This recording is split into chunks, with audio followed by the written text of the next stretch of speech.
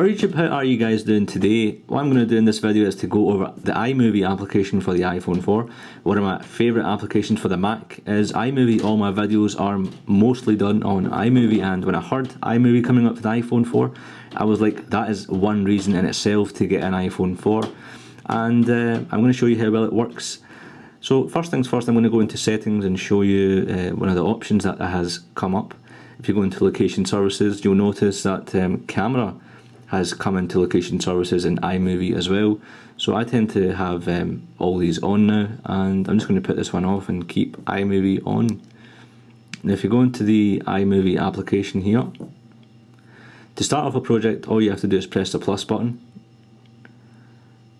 and then you choose your theme as you would do on the Mac. It's a limited amount of themes, but you have 5 here, and for this particular demo I'll do this travel theme, and then it gives you the option of having theme music. So if you want to mute your video audio, you can do that, and I'm going to choose the theme music because the video I'm going to do, the audio is terrible, and you're going to see that in a minute. So that's my theme set, and I'm going to press done, and I'm going to insert some media. Now, just before I do this, I've got two options. I can insert video that I have saved on the iPhone, or I can shoot live video. But in this instance, I'm going to just choose the files on the hard disk of the iPhone, or the memory of the iPhone, whatever you want to call it. And I've got these videos here, and I'm going to choose this one here, 16 seconds long, and there we go. Now this video was shot while I was at the charity ride on Sunday. And I shot this video while I was driving per se, or cycling per se, and you know, here is so here's how it's looking, and I can make it a bit more fancy, and I'm going to show you how. So I just double tap on the clip here, and it's saying, do you want to have a title? Yes, I want to have a title. And where do you want it? Do you want it in the opening, middle, or ending? And in this case, I'm going to have it in the opening. Now, just closing up here, you can insert the title here. My fingers look so big in the zoom in, and I'm going to put in, just zoom out a wee bit, I'm going to put in Isle of Arran. So Isle of Arran is where the charity ride took place, and noticing here Broderick Castle, I did not put that in. That was chosen by itself because that's where Isle of Arran is. That's where we started off from, and that's where we cycled around.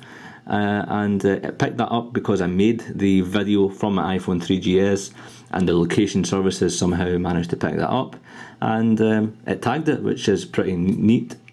And press done, and press done again, and now we can see the video. Press play.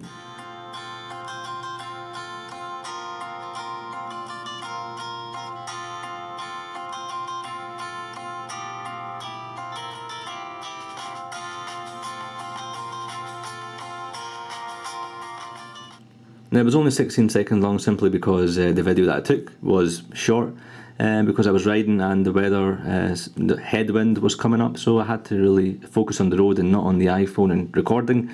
So now once you've made this video, literally took a few seconds, and definitely, you know, the moment you start, you know, using it quite a lot, it'll sort of be the back of your hand. So now that you've made your video, you want to export it. You go back to your projects, and you hit the button at the bottom over the left hand side here, and it gives you the option medium, large, and HD. HD is the best quality you want to go for. It's going to give you those crisp quality images, and ideal for YouTube. And medium and large are probably shorter, well, they are shorter file sizes if you want to maybe email it to someone, if you want to put it in Dropbox for someone, then they will export quickly and viewable quickly per se.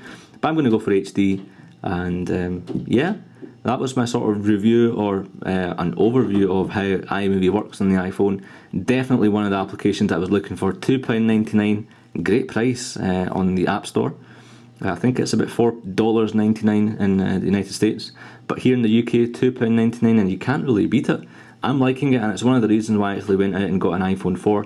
And because you know, it has a front-facing camera, so you can do what the Flip Mino and the Kodak ZI8 or ZI6 can do. And you know, all of those features are built into the iPhone now. You've got your front-facing camera, you've got HD video, you've got editing software, and you know, I can just upload, once this is exported, I can upload this to YouTube, so the hassle of connecting that to a computer and so on is kind of gone away. What I'd like to see in future iMovie updates, there we go, it's updated, so when you go into your Photos folder now, it should be in here. So what I'd like to see in the future for iMovie is more themes. Definitely, I think that would be cool. But so far, so good what I'm seeing. And if you make a lot of blogs and if you make a lot of vlogs, this is one of the applications you should definitely be considering to get. And what I want to see from developers is if they can actually beat iMovie, can developers come out with something more better, more advanced? It'd be interesting to see what developers do with this, front-facing camera. But thanks for watching. If you've made a video on the iMovie application, feel free to add this to a video response. I'd gladly accept it. And what is your favourite feature of the iPhone 4? What do you like about iMovie? Do you not like it? What do you not like about iMovie? What do you think can be improved? Leave in the comments below.